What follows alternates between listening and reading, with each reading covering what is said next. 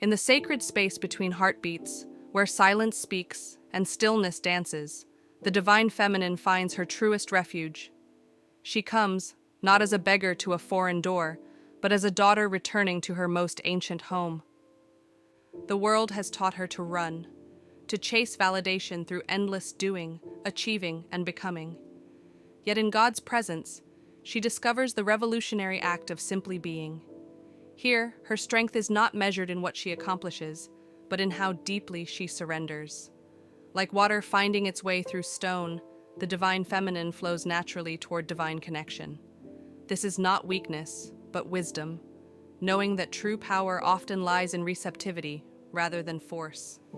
In God's presence, she remembers that she was never meant to carry the world alone.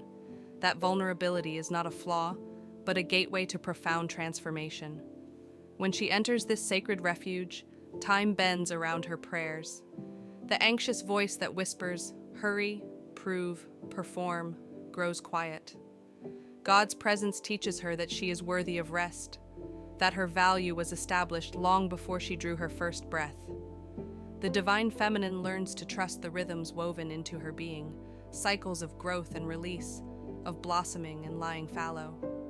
She finds permission to honor these sacred patterns, recognizing them as divine whispers rather than inconvenient interruptions to productivity. In this refuge, she reclaims parts of herself the world told her to discard: her intuition, her emotional depth, her capacity for compassion that extends beyond reason. These qualities, once dismissed as liabilities, reveal themselves as her greatest strengths, reflecting God's own nature.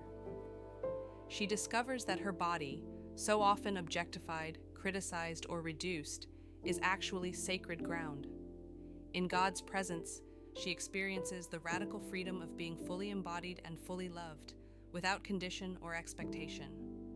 Her tears are collected, her laughter celebrated, her physical being honored as a vessel of divine expression.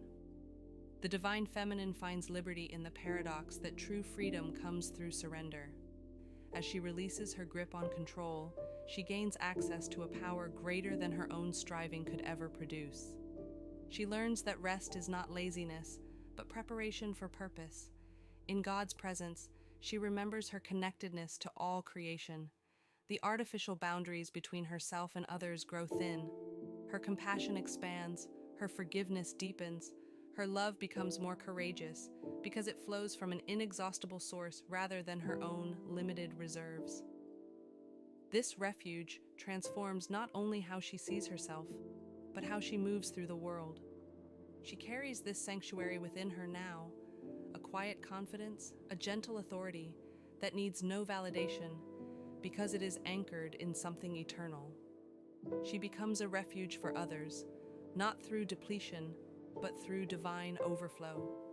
The tender strength she discovers in God's presence ripples outward, creating spaces where others can breathe, heal, and remember their own sacred worth.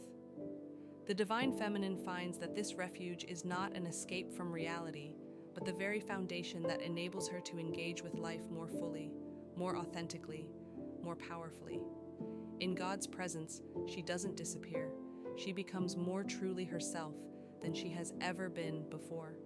And in this becoming, she discovers her deepest calling, not to strive for perfection, but to reflect divine love in a world desperate for genuine connection, to offer grace where there is judgment, to create beauty where there is brokenness, to speak truth where there are lies.